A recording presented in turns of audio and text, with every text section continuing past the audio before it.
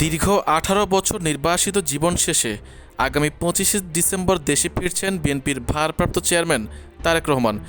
তার স্বদেশ প্রত্যাবর্তনকে কেন্দ্র করে নতুন একটি কর্মসূচি ঘোষণা করেছে দলটি। কর্মসূচির নাম দেওয়া হয়েছে আমার ভাবনায় বাংলাদেশ জাতীয় রিল মেকিং প্রতিযোগিতা। মঙ্গলবার বিকেলে গুলশানে বিএনপির নতুন কার্যালয়ে এক সংবাদ সম্মেলনে এই কর্মসূচির ঘোষণা দেন বিএনপির ভারপ্রাপ্ত চেয়ারম্যানের উপদেষ্টা মাহাদি আমিন।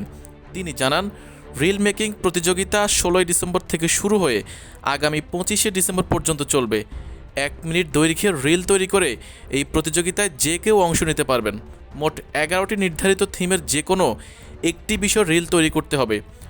প্রতিযোগিতায় সেরা ১০ জন অংশগ্রহণকারী একটি অনুষ্ঠানে তারেক রহমানের সঙ্গে একান্ত আলাপের সুযোগ পাবেন। মাহাদি আমিন বলেন, এই কর্মসূচি উপলক্ষে একটি লিফলেট প্রকাশ করা হয়েছে, যেখানে প্রতিযোগিতায় অংশগ্রহণের ৬টি ধাপ উল্লেখ করা হয়েছে। প্রথম ও দ্বিতীয় ধাপে নির্ধারিত ১১টি থিমের মধ্যে একটি বেছে নিয়ে ১ মিনিটের মধ্যে রিল তৈরি করতে হবে। তৃতীয় ও চতুর্থ ধাপে অংশগ্রহণকারীদের ঠিক করতে হবে তারা কোন সামাজিক যোগাযোগ মাধ্যম ফেসবুক, ইউটিউব, ইনস্টাগ্রাম বা টিকটকে অংশ নেবেন এবং নিজ নিজ অ্যাকাউন্টে রিলটি পোস্ট করতে হবে।